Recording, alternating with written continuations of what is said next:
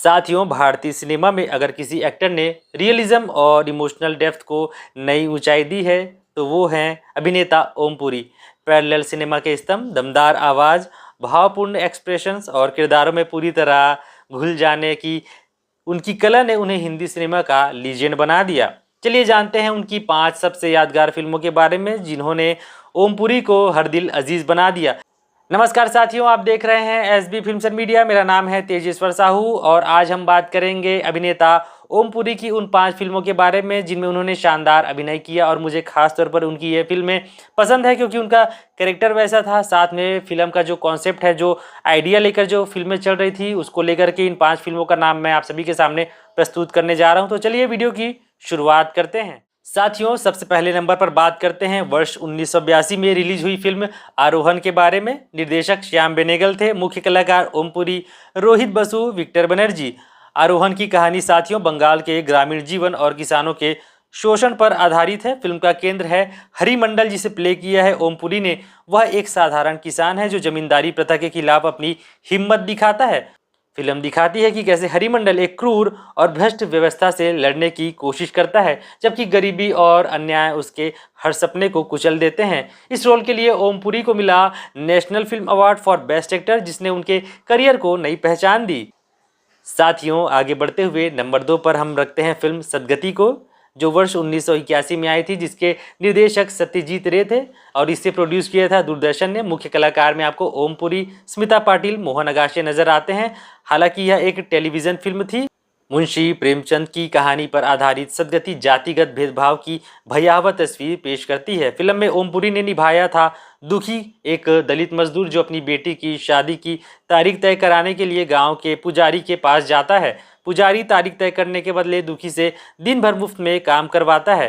कहानी उस समय के समाज की सच्चाई उजागर करती है, थकान, बेबसी और शोषण से भरी जिंदगी जो आखिरकार त्रासदी में बदल जाती है। ओम पुरी का अभिनय यहाँ इतना प्रामाणिक है कि दुखी का दर्द और असहायता दर्शकों के दिल में गूंजती रहती है। साथियों, नंबर 3 पर हम बात करते हैं फिल्म भवनी भवाई की, जो कि 1980 में आई थी। निर्देशक केतन मेहता। साथियों, यह गुजराती फिल्म भावनी भवाई एक सामाजिक व्यंग्य है जो जातिवाद और असमानताओं को लोककथा की शैली में पेश करती है। फिल्म की खासियत है इसका फोक नरेशन, जिसमें हास्य, व्यंग्य और गहराई का सुंदर संतुलन है। यह फिल्म ओम पुरी के करियर का अहम मोड़ साबित हुई, जिसने उन्हें पैरेलल सिनेमा के एक मजबूत स्तंभ के रूप में स्थापित किया। साथियों, इस फिल्म को Nargis Dutt award for best feature film on national integration प्राप्त हुआ था। साथियों, नंबर 4 पर बात करेंगे 1992 में रिलीज हुई फिल्म धारावी के बारे में, जिसके निर्देशक सुधीर मिश्रा थे। मुंबई की झुग्गियों की पृष्ठभूमि पर बनी धारावी एक टैक्सी ड्राइवर राजकरण की कहानी है। राजकरण के सपने बड़े हैं, गरीबी की जिंदगी से निकलकर कुछ बड़ा करने की, लेकिन संघर्ष, राजनीति और हकीकत के जाल में फंसकर उसका सपना टूटने लगता है।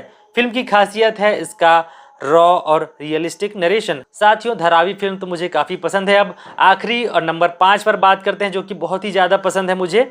वर्ष 1983 में रिलीज हुई फिल्म अर्ध सत्य।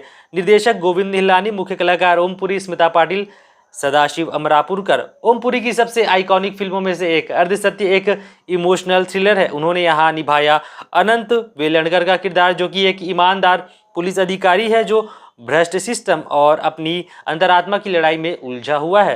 फिल्म दिखाती है कि कैसे एक ईमानदार इंसान अपराध और राजनीति की गहराई के साजिशों के बीच अपनी सच्चाई बचाने के लिए संघर्ष करता है। इस फिल्म ने ओम पुरी को national film award for best actor दिलाया था।